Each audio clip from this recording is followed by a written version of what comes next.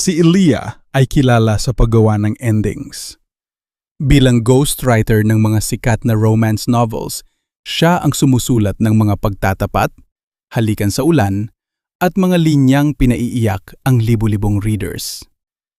Ngunit sa totoong buhay, hindi siya marunong magmahal ng matagal. Para sa kanya, ang pag-ibig ay mabenta lamang kapag nasa papel. Hanggang sa dumating si Nico.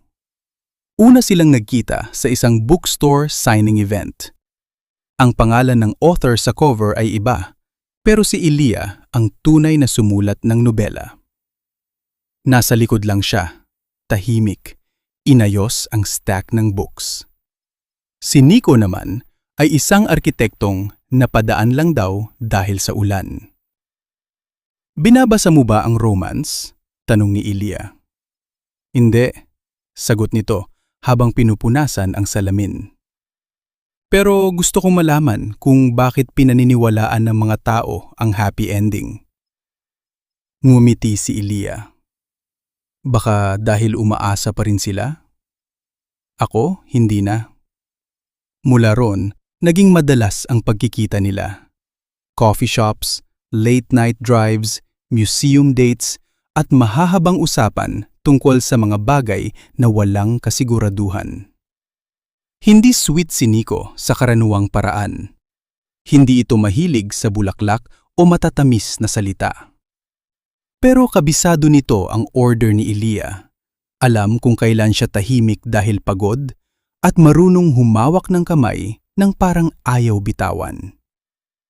Unti-unting naniwala si Elia na baka may kwento pa palang hindi niya kailangang isulat para maging totoo.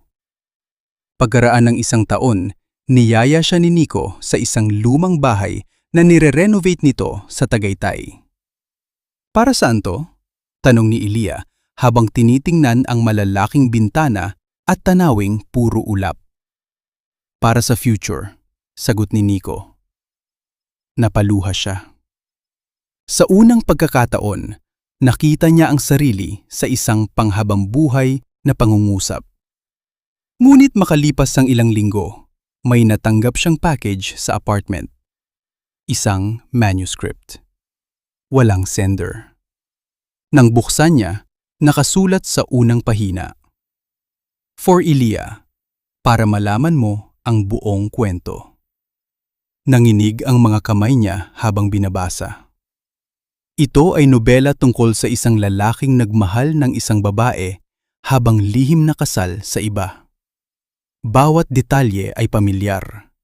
Ang coffee shop na lagi nilang pinupuntahan, ang museum na una nilang date, ang bahay sa Tagaytay, at ang pangalan ng lalaki sa manuscript, Nico. Sa huling pahina ay may litrato. Si Nico, nakabarong, katabi ang isang babaeng nakaputing gown. Nakasulat sa likod, Kasal namin, 2 years ago. Gumuho ang lahat ng pinaniwalaan niya.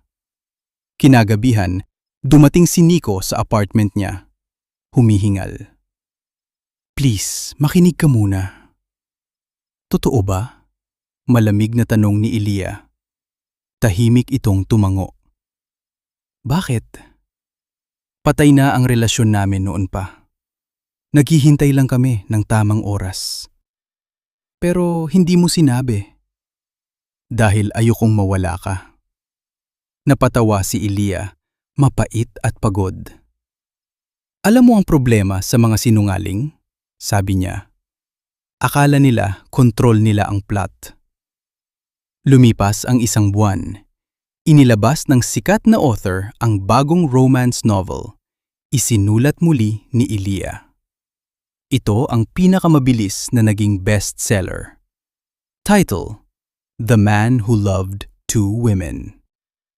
Naging viral ang ending dahil walang happy ending ang lalaki. Iniwan siya ng asawa, iniwan siya ng kabit. Naiwan siya sa bahay na siya lang ang may gusto. Makalipas ang ilang araw, may mensahe si Nico. Ikaw ba ang sumulat noon? Sumagot si Ilya ng isang linya. Oo. At first time kong gumawa ng ending na totoo.